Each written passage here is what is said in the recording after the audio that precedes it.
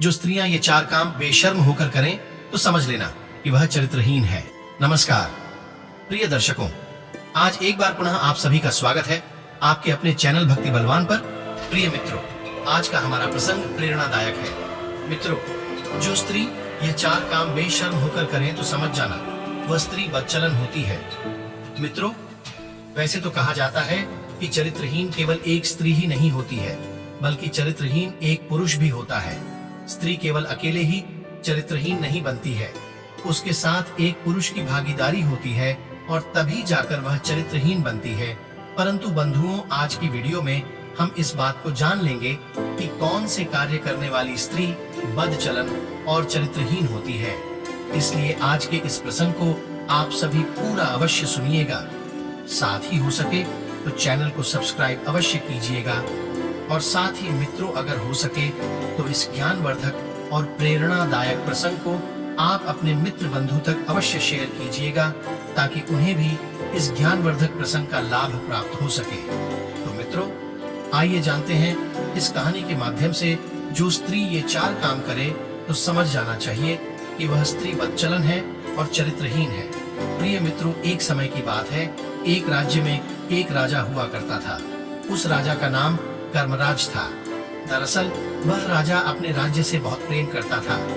अक्सर वह राजा अपने राजकाज के कार्य में व्यस्त रहता था, जिसकी वजह से वह अपनी पत्नी अपनी रानी को कभी भी समय नहीं दे पाता था, जिसकी वजह से उसकी पत्नी उसकी रानी हमेशा ही उससे क्रोधित रहती थी।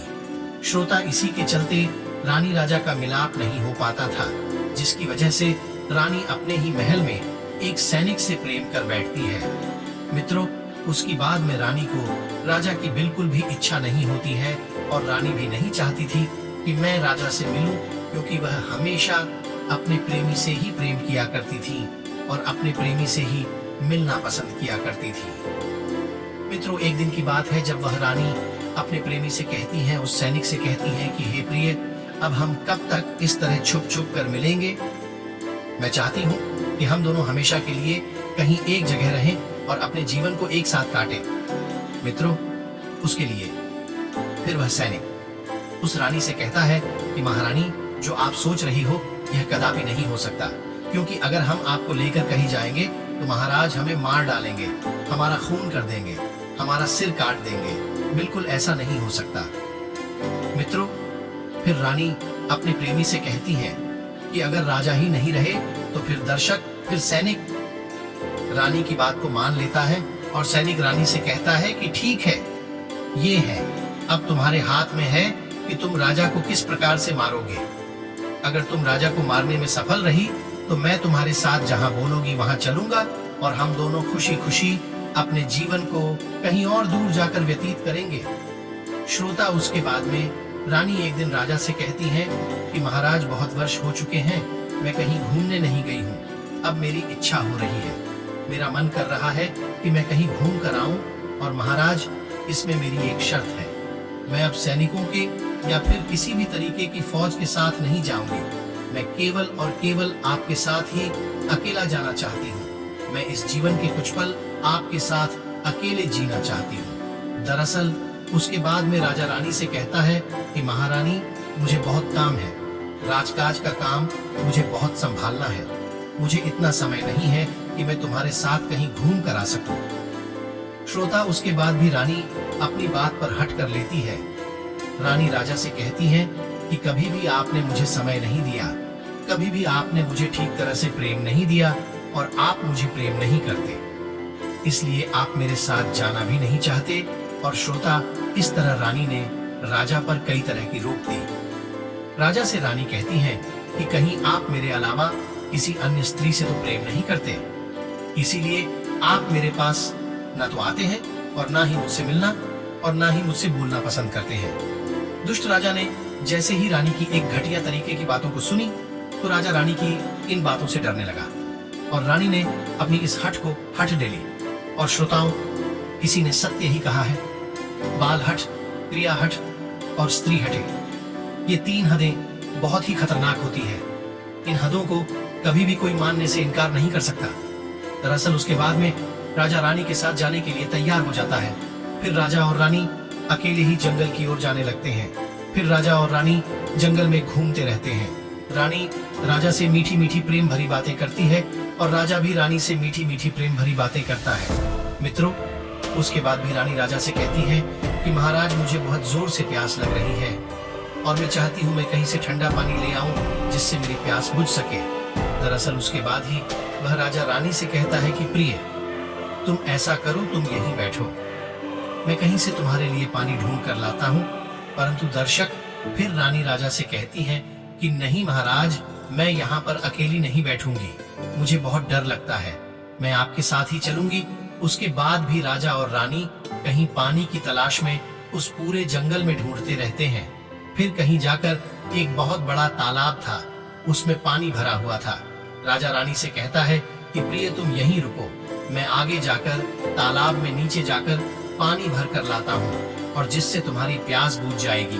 उसके बाद भी रानी उस तट पर ही खड़ी रहती है और राजा तालाब के अंदर जाकर पानी भरने लगता है। उसके बाद में जैसे ही राजा अपनी गर्दन को नीचे कर और नीचे बैठकर पानी भर रहा था, तो उस समय रानी राजा के पीछे से जाती है और राजा को उस तालाब की लहरों में जोर से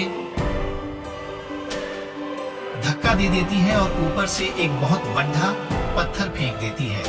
उसके बाद में रानी राजा को डूबता हुआ देख वहां से भाग जाती है और अपने महल में आ जाती है और रानी सोचती है कि राजा मर चुका है।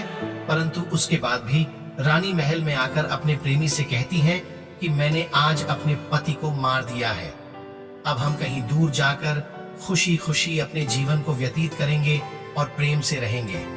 दरअसल उसके बाद में वह सैनिक रानी का प्रेमी भी बहुत प्रसन्न होता है और उसके साथ जाने के लिए तैयार हो जाता है। परंतु दर्शक, फिर सैनिक रानी से कहता है कि महारानी, हम दोनों यहाँ से जा तो रहे हैं, मगर हमें अपने जीवन को सुखी काटने के लिए धन की आवश्यकता है। कहते हैं कि जिस प्रकार बिन संतान की एक माँ की कोख सूनी होती है, ठीक उसी प्रकार धन के बिना एक मनुष्य का जीवन सूना होता है। तो रानी, मुझे लगता है कि अब इस राज्य में आप नहीं रहोगी और राजा तो वैसे ही नहीं रहेगा, तो इतने सारे धन का कौन क्या करेगा। आप ऐसा करो, थोड़ा बहुत धन हाथ से छुट्टा कर ले चलो, जिससे हम अपने जीवन को काट लेंगे। बेशक उसके बाद में रानी थोड़ा बहुत एल थैली में समेट लेती है और वहां से अपने प्रेमी के साथ चली जाती है।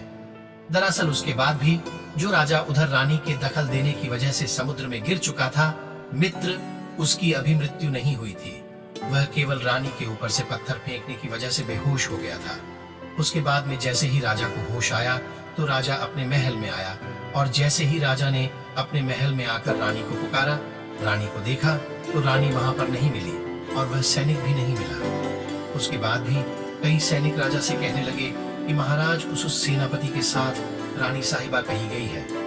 दरअसल वह फिर राजा समझ जाता है कि मेरी पत्नी मुझसे प्रेम नहीं करती है, मेरी पत्नी ने मुझे मारने के लिए अपने प्रेमी के साथ जीवन जीने के लिए मुझसे यह धोखा किया है।